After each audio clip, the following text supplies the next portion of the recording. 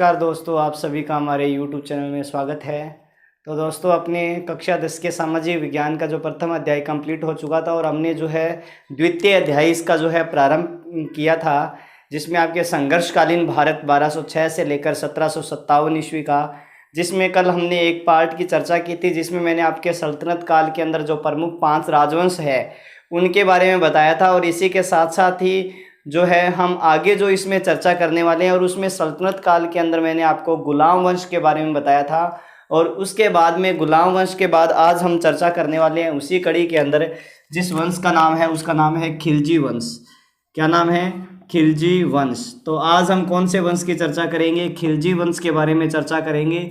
अगर खिलजी वंश के बारे में आपको बातें बताऊं तो सबसे पहले कल तो मैंने आपको ये बता ही तो दिया था भी, इसका जो खिलजी वंश है इसका जो संस्थापक है, खिलजी वंश का जो संस्थापक है वो कौन था, इसके बारे में मैंने आपको बता दिया था, जिसका नाम मैंने आपको बताया था जलालुद्दीन खिलजी। क्या नाम बताया था? जलालुद्दीन खिलजी। ठीक है। लगभग जो है इसने 1290 ईस्वी में स्थापना की और 1296 ईस्वी तक रहा था।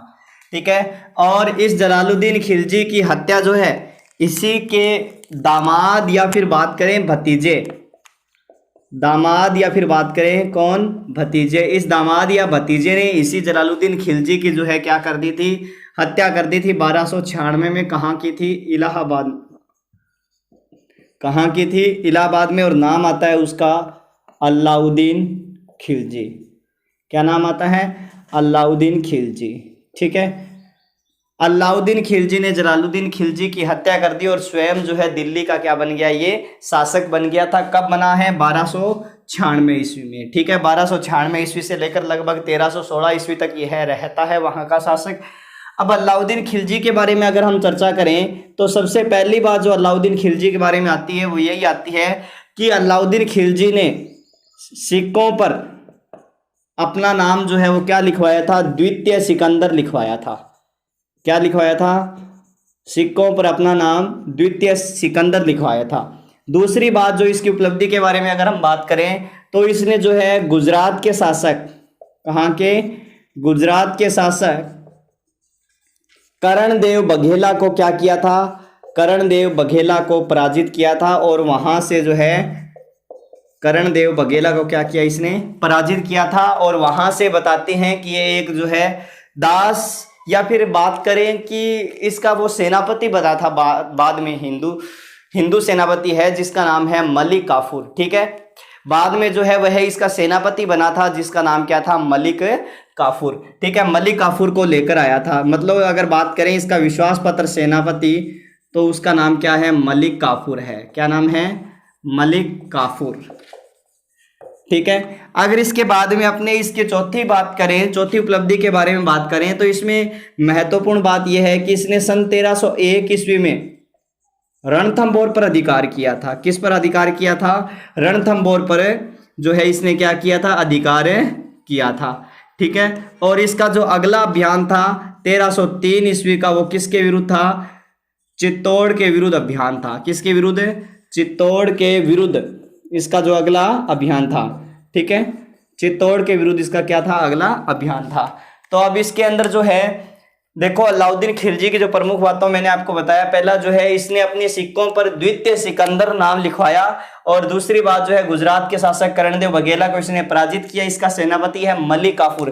देखो इसने मलिक काफूर को दक्षिण भारत के अभियान पर भेजा था जिसमें नाम आता है देवगिरी। मतलब देवगिरी के शासक को इसने पराजित किया था। और देवगिरी, और ऐसे ही नाम आता है होयसाल। क्या नाम आता है? होयसाल और पांड्य क्षेत्र। इन सब पर जो है मलिक काफूर जो इसका सेनापति था उसको भेजा गया था आक्रमण करने के लिए। तो इस चीज का विशेषता ध्यान रखना। प्रमुख विजय जो है ये है आपके सामने अलाउद्दीन खिलजी। वैसे अलाउद्दीन खिलजी की विजयों को 2 भागों में बांटा जा सकता है, उत्तरी भारत की विजय और दक्षिणी भारत की विजय। दक्षिण भारत में विशेषता ये देवगिरी है, होयसाल और पांड्य क्षेत्र आते हैं। ठीक है। और तीसरी बात जो मैं चौथी बात मैंने आपको बताई थी 1301 ईस्वी के अंदर रणथंभौर पर इसने क्या किया था? अधिकार किया था। और पांचवी बात जो मैंने आपको बताई थी वो ये है कि 1303 ईस्वी में चित्तौड़ के विरुद्ध इसका क्या रहा था? अभियान रहा था। ये प्रारंभिक जो है अलाउद्दीन खिलजी की प्रमुख बातें थी। इसके बाद में अगर हम चर्चा करें अलाउद्दीन खिलजी की प्रमुख बातों में तो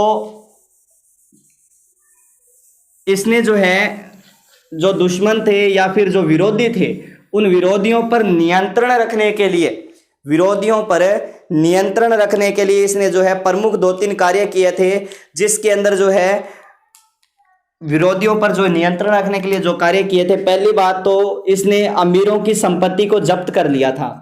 अमीरों की संपत्ति को क्या कर लिया था इसने? जब्त कर लिया था। ठीक है, पहली बात तो ये आती है। और 4 प्रमुख कार्य किए थे इसने विरोधियों पर नियंत्रण रखने के लिए। इसी के साथ साथ ही इसने क्या किया कि जो अमीर वर्ग है उनकी जो बंजर भूमि है, जो बंजर भूमि है उसको उपजाऊ बनाया। क्या बनाया? उसको बंजर भूमि को उपजाऊ बनवाया और वहां पर कृषि होने लगी। और जो है एक तरह से वहां से क्या वसूल किया था इसने? राजस्व वसूल किया था। ये चीज ध्यान रखना, अमीरों की संपत्ति को जब्त कर वहां जो बंजर भूमि है उसको उपजाऊ बनाया और वहां से क्या वसूल किया इसने? राजस्व वसूल किया था। दूसरी बात जो है, इसने जो आपसी मेल मिलाप है, मेल मिलाप, ठीक है, ये आपसी मेल मिलाप किनका है? अमीर वर्ग का। अमीर वर्ग का जो आपसी मेल मिलाप है, उस आपसी मेल मिलाप को जो है अलाउद्दीन खिलजी ने क्या कर दिया था? बंद कर दिया था, उस पर रोक लगा दी थी। ठीक है। तीसरी बात जो है, इसने जो है दिल्ली के अंदर शराब पर बंदी लगा दी थी, या शराब क्या कर दी थी इसने? निषेध कर दी थी। ठीक है, शराब निषेध कर दी थी दिल्ली के अंदर। चौथी बात जो इसकी आती है वो यही है कि इसने जो है गुप्तचर विभाग का क्या किया था? गुप्तचर विभाग का गठन किया था। गुप्तचर विभाग का इसने क्या किया था? गठन किया था। यह अलाउद्दीन खिलजी जो है जो विरोधी थे उन पर नियंत्रण रखने के लिए इसने जो प्रमुख 4 कार्य किए थे, अमीरों की संपत्ति को जब्त कर बाजार जो बंजर भूमि है उसको उपजाऊ बनाकर वहां से राजस्व वसूल किया, और आपसी मेल मिलाप, अमीर वर्ग के आपसी मेल मिलाप को इसको क्या कर दिया? बंद कर दिया था। शराब निषेध और गुप्तचर विभाग का इसने क्या किया है? गठन किया है। तो ये जो है विरोधियों पर नियंत्रण रखने के लिए इसकी जो 4 प्रमुख नीति थी वो ये है। ठीक है। और अगर इसके बाद में अगर हम बात करें तो अलाउद्दीन खिलजी का जो है दरबारी, अलाउद्दीन खिलजी का जो दरबारी है नाम आता है उसका अमीर खुसरो। अमीर खुसरो अलाउद्दीन खिलजी का दरबारी था, और इसने जो पुस्तक लिखी थी, ग्रंथ लिखा था, उसका नाम है खजाइन उल फुतूह है। ठीक है, क्या लिखा था? खजाइन उल फुतूह है। इसके अंदर जो है अलाउद्दीन खिलजी जो है, अलाउद्दीन खिलजी को विश्व का शासक बताया गया है। ठीक है, ये चीज ध्यान रखना भी। अमीर खुसरो ने खजाइन उल फुतूह में इसको जो है विश्व का शासक बताया है। किसको बताया है? ठीक है, किसको बताया विश्व का शासक? तो अलाउद्दीन खिलजी को। साथ साथ ही इसे जो है जनता का चरावाह भी बताया गया है। ये उपाधियां जो है अमीर खुसरो के द्वारा जो है किसको दी गई है? अलाउद्दीन खिलजी को दी गई है। ठीक है, विश्व का शासक बताया गया है, और इसी के साथ साथ इसको क्या बताया गया? जनता का चरावाह बताया गया है। इसके अलावा अगर हम बात करें तो अलाउद्दीन खिलजी की जो सबसे महत्वपूर्ण नीति थी, उस महत्वपूर्ण नीति में आता है अलाउद्दीन खिलजी की महत्वपूर्ण नीति में सबसे बड़ी बात जो आती है वो है इसकी बाजार नियंत्रण नीति। ठीक है, बाजार नियंत्रण नीति। ठीक है, मतलब बाजार नियंत्रण जो व्यवस्था है इसकी, वो सबसे बढ़िया व्यवस्था थी। बताते हैं कि इसने एक तरह से जो है यहाँ पर एक तरह से अपने राज्य के अंदर इसने अपना जो पूरा साम्राज्य है, उस पूरे साम्राज्य में इसने गुप्तचर विभाग का पुनर्गठन किया था। मतलब कोई भी राज्य की हलचल जो है वो किसको सबसे पहले पता लगनी चाहिए? शासक को या राजा को पता लगनी चाहिए। ठीक है, बाजार नियंत्रण व्यवस्था के अंदर इसने क्या किया कि दंडाधिकारी को नियुक्त कर दिया था। किसको नियुक्त किया? दंडाधिकारी को नियुक्त किया था। दंडाधिकारी को नियुक्त किया था, मतलब ये जो है क्या होता था? एक तरह से बाजार का दरोगा, क्या बोल सकते हो इसको? बाजार का दरोगा। इसी के साथ साथ ही इसने जो है गुप्तचरों को भी क्या है? गुप्तचरों को भी इसने क्या किया था? वहां पर नियुक्त किया था। इस चीज का भी आप विशेषता ध्यान रखना, गुप्तचरों को भी नियुक्त किया था। ठीक है, और इसने जो है यहां पर जो है मुहद्दिब नाम का अधिकारी नियुक्त किया था। किस नाम का अधिकारी नियुक्त किया था इसने? मुहतसिब नाम का अधिकारी जो है नियुक्त किया था, जो कि जनसाधारण का रक्षक एवं नाप तोल का निरीक्षक था। ये क्या था? जनसाधारण का रक्षक और नाप तोल का क्या है? निरीक्षक था।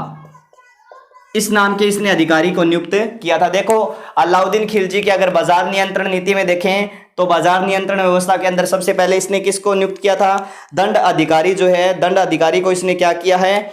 नियुक्त किया था। ठीक है, दंड अधिकारी को एक तरह से जो है सहायना कहा जाता था। इस चीज का ध्यान रखना, क्या कहा जाता था? दंड अधिकारी को सहायना कहा जाता था। ठीक है, इसने इसी के साथ साथ ही गुप्तचर अधिकारी को नियुक्त किया था। ठीक है, इसको जो है बरीद ए मुमालिक कहा जाता था, बरीद ए मुमालिक।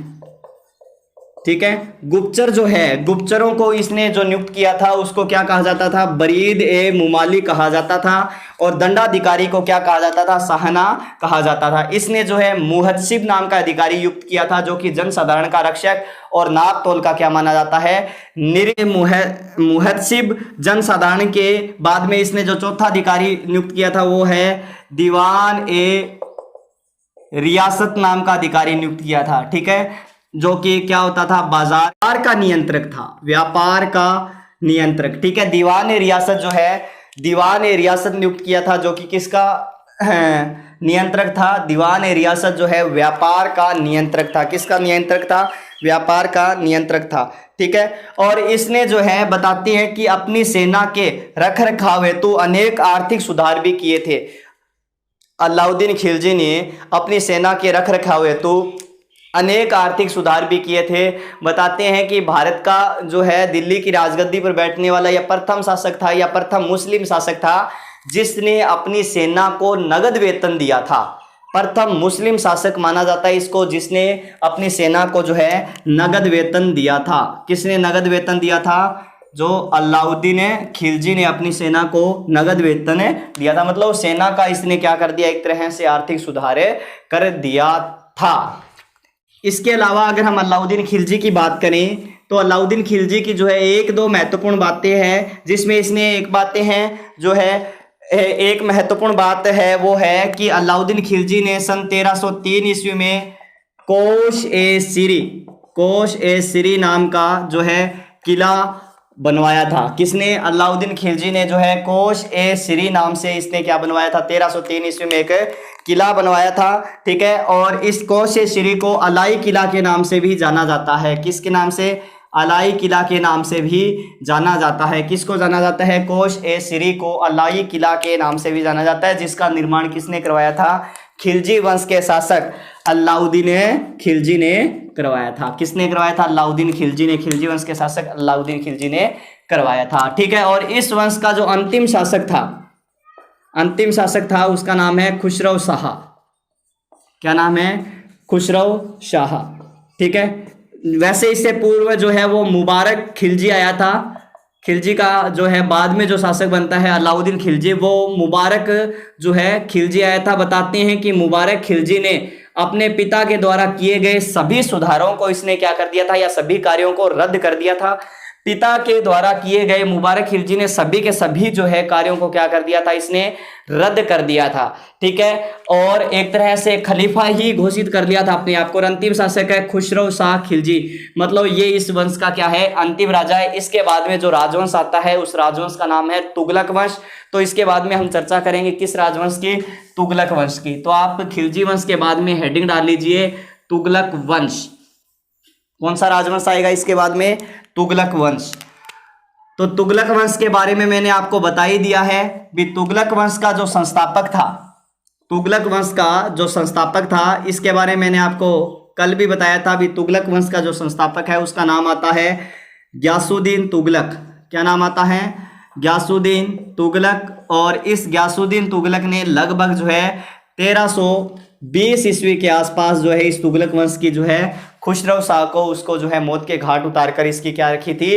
नींव रखी थी, या इस जो है तुगलक वंश की क्या की है? इसने स्थापना की है। गियासुद्दीन तुगलक जो है शासक बनते ही प्रांतीय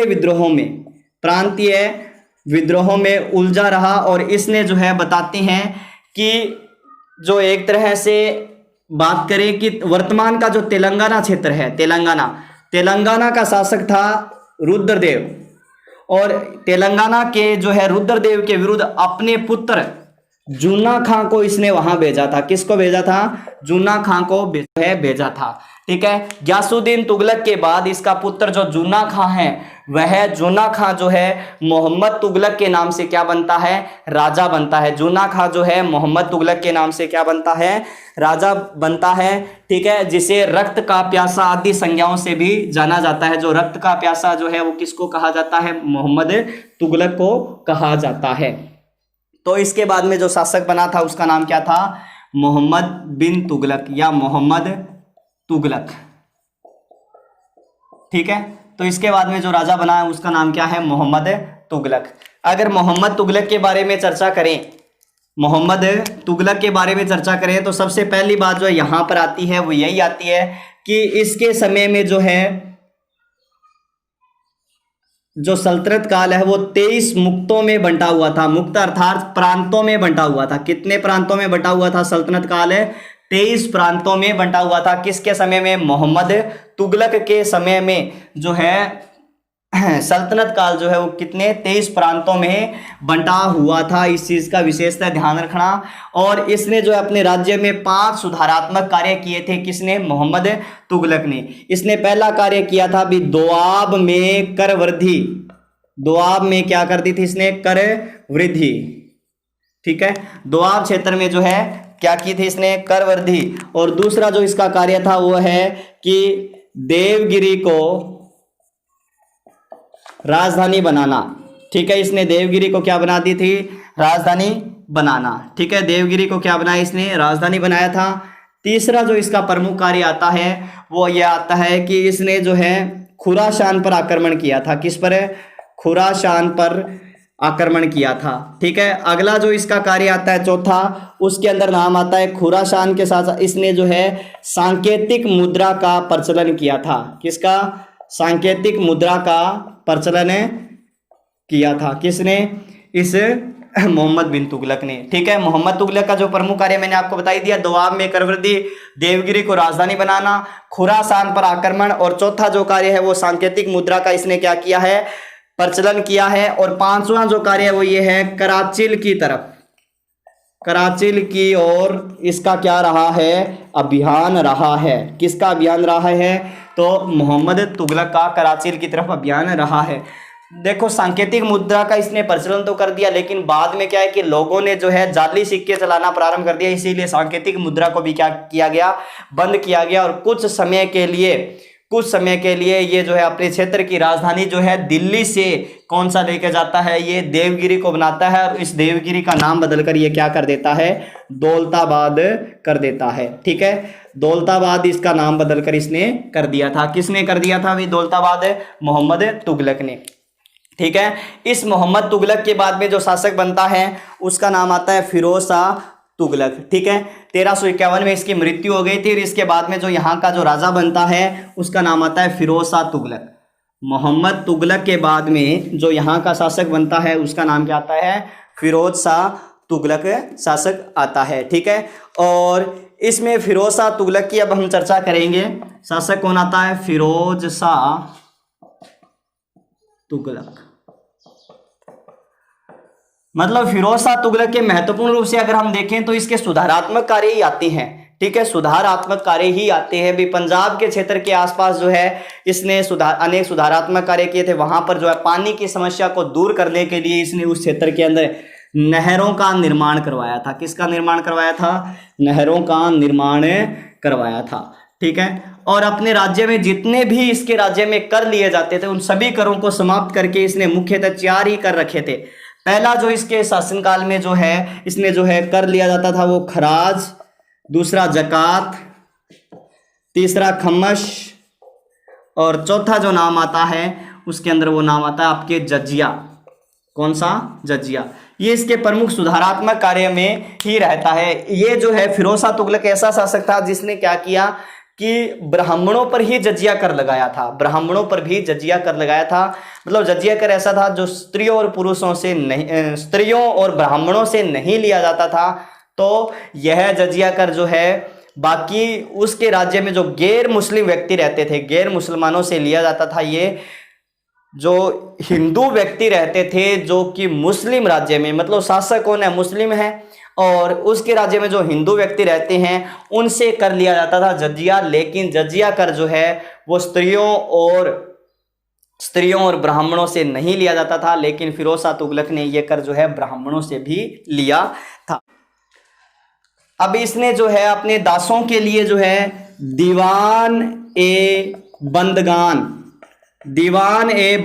के नाम से क्या स्थापित किया था, विभाग स्थापित किया था। दीवान, इसने अपने दासों के लिए दीवान ए बंदगान के नाम से जो है एक विभाग की स्थापना की थी। इसके समय में जो है दासों की असंख्यक वृद्धि हुई थी, मतलब इसके समय में लगभग 1,80,000 के आसपास जो है वो दासों की संख्या जो है बढ़ गई थी। ठीक है, 1,80,000 के आसपास इसके समय में दास हो। इसने जो है गैर इस्लामिक सजाओं को क्या कर दिया था, इसने समाप्त कर दिया था। ठीक है, फिरोज शाह तुगलक ने गैर इस्लामिक सजाओं को क्या कर दिया था, समाप्त कर दिया। इस फिरोज तुगलक ने बताते हैं कि दिल्ली में खरबूजों प्लस अंगूर की या अंगूरों की खेती को क्या दिया था, इसने खेती को प्रोत्साहन दिया था। ठीक है, इसने जो है दिल्ली में खरबूजों और अंगूरों की खेती को क्या है, प्रोत्साहन दिया था। इसी फिरोज तुगलक के समय में जो है ध्यान रखना 1398 ईस्वी के अंदर जो है भारत पर आक्रमण होता है। किसका, तैमूर लंका आक्रमण जो है वो इसी के समय में ही हुआ था। भारत पर तैमूर लंका आक्रमण जो है वो किसी के समय हुआ था, फिरोज शाह तुगलक के समय में ही हुआ था। इस चीज का आप ध्यान रखना। और एक चीज रह गई थी वो पीछे, जो मैंने आपको बताया था ना, मोहम्मद बिन तुगलक, उसके समय में जो है इब्न बतूता भारत आया था। कौन आया था, इब्न बतूता जो है उसके समय में भारत की यात्रा करता है। इस चीज का भी विशेषता ध्यान रखना। और वंश का अंतिम शासक था नासिरुद्दीन मोहम्मद। और इसके बाद में जो है कौन सा वंश आता है, आपके सैयद वंश आता है। नासिरुद्दीन मोहम्मद जो है इस वंश का क्या है कि अंतिम शासक था। और इसके बाद में आपके कौन सा राजवंश आता है, सैयद राजवंश आता है। तो सैयद राजवंश की हम चर्चा करेंगे। वैसे सैयद राजवंश का कोई विशेष मैटर नहीं है, उसकी चर्चा करेंगे अपनी अगली क्लास में। अगर ये आपको हमारा वीडियो पसंद आया तो लाइक कीजिए, शेयर कीजिए, और अभी तक अगर आपने हमारे चैनल को सब्सक्राइब नहीं किया है तो चैनल को सब्सक्राइब कीजिए। तो धन्यवाद दोस्तों।